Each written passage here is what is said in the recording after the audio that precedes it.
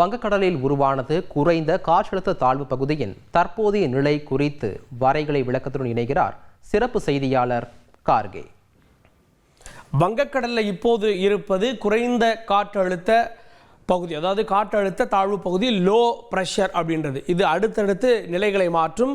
அடுத்ததாக நன்கமைந்த காற்றழுத்த தாழ்வு பகுதியாக இது இருக்கும். சரி, ஓகே. இப்போது இது எங்கே இருக்கிறது அப்படின்னா தொலைவு ரொம்ப முக்கியமான ஒன்று. ஏன்னா இந்த தாழ்வு பகுதி 2 தினங்களில் அதனுடைய எல்லையை அடைய முடியும். ஆனால் இது அடைய இருப்பது 4 தினங்கள்.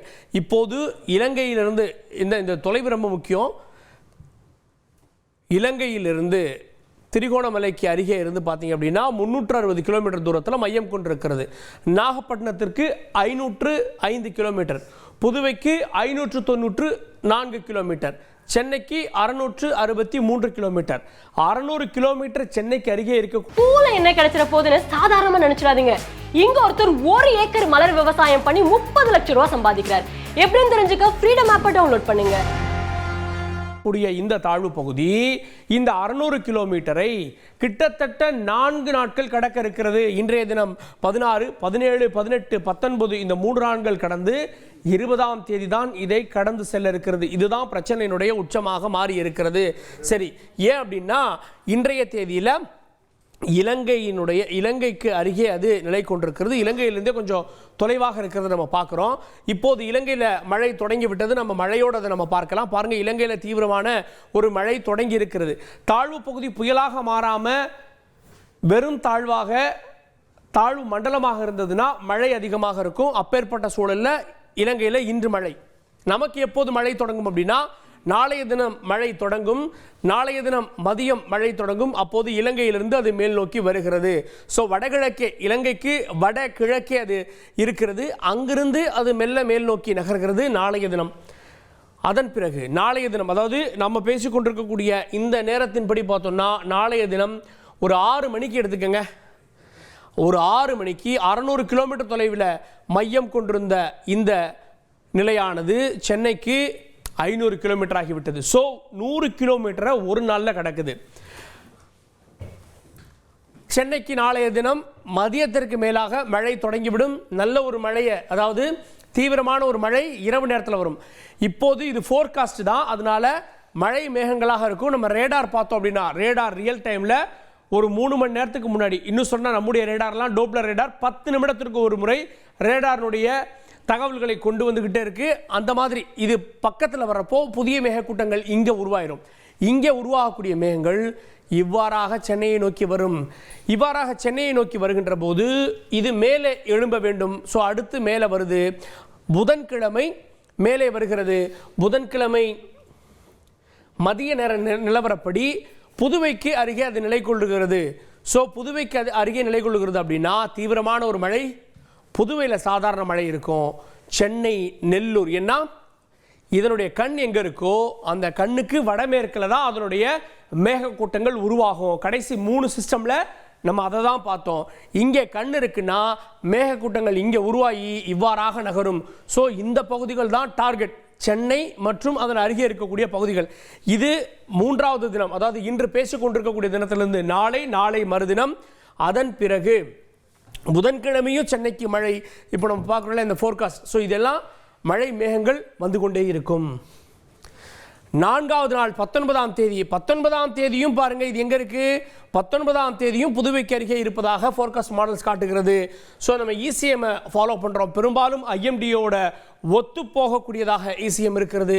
ஸோ 4ஆம் தேதி, அதாவது 4 நாட்கள் கழித்தும் அது சென்னைக்கு அருகே நிலை கொண்டிருக்கிறது.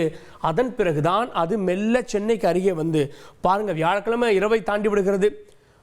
அடுத்தது வெள்ளிக்கிழமை அதிகாலையில் தான் நெல்லூரை நோக்கி செல்கிறது. ஸோ அதனால 17, 18, 19 3 நாட்கள் இந்த பகுதிகள் ரொம்பவுமே ஜாக்கிரதையாக இருக்க வேண்டும்.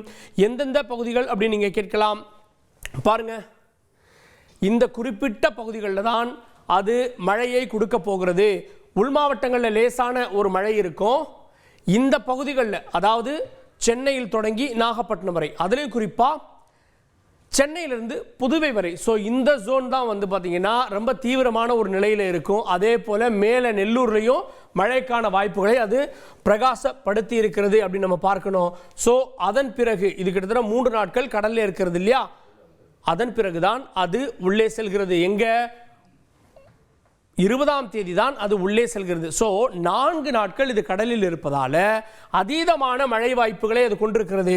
சரி, இப்போ நம்ம மழை எவ்வளோ பெய்யும் அப்படின்றத பார்த்து விடலாம். இன்றைய தேதியிலிருந்து 20ஆம் தேதி வரை பாருங்க, கடல்ல இந்த பகுதிகளில் மிக தீவிரமான மழையை இது ஃபோர்காஸ்ட் தான். கிட்டத்தட்ட 15 சென்டிமீட்டர் அளவுக்கான மழை கடல்ல இருக்குன்றாங்க. சென்னையில் கிட்டத்தட்ட 13-14 அப்படின்ற அளவில் இருக்கிறது. ஸோ இந்த 4 நாட்களில் 14 சென்டிமீட்டர் நீண்டகால அடிப்படையில். ஆனால் ஒரு புதிய மேகக்கூட்டம் உருவானா இந்த குறிப்பிட்ட பகுதியில் தீவிரமான ஒரு மழைக்கான வாய்ப்புகளும் இருக்கு. 18ஆம் தேதி, 19ஆம் தேதி, 17ஆம் தேதி இரவு, அதாவது நாளைய தினம் இரவிலிருந்து இதற்கான மழை தொடங்கிவிட்டு 19ஆம் தேதி காலை வரை. ஸோ அப்படின்னா நீங்கள் 18ஆம் தேதி அரசே முன்னெச்சரிக்கை நடவடிக்கைகளை எடுத்துவிடும். குறிப்பாக விடுமுறை அறிவிக்கக்கூடியது இந்த ஜோனில் இருக்கக்கூடியவங்களுக்கு நிஜமான ஒரு எச்சரிக்கையோடு இருக்க வேண்டிய ஒரு நாளாக நமக்கு இந்த வானிலை அமைப்பு மாற்றி இருக்கிறது. இதில் ஒரே ஒரு விஷயம் சொல்லணும், நம்ம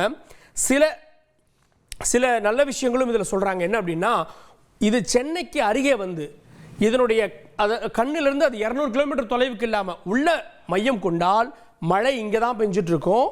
நமக்கு மழை இருக்காது, காற்று இருக்கும், கடல் ரஃப்னஸ் அதிகமாக இருக்கும், நமக்கு பெரிய பாதிப்பு இருக்காது அப்படின்றாங்க. அதற்கான வாய்ப்பும் சில மாடல்களில் காட்டுகிறது. பாருங்க, சில மாடல்கள் படி பார்த்தோம்னா சென்னைக்கு அருகே வந்து இந்த டிஸ்டன்ஸ் கொஞ்சம் அதிகமாக இருக்க மாதிரி காட்டுது.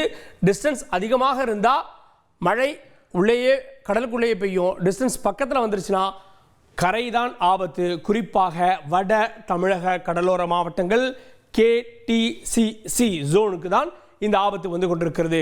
ஸோ நம்ம பொறுத்திருந்து பார்க்கலாம். இது 13 சென்டிமீட்டர்ன்றது நீண்டகால அடிப்படையிலானது. இப்போ பெய்து கொண்டிருக்கக்கூடிய மழை எல்லாமே 50 சென்டிமீட்டரை திடீரென கொட்டிவிட்டு போவதால் எச்சரிக்கையாக இருப்பது நல்லது.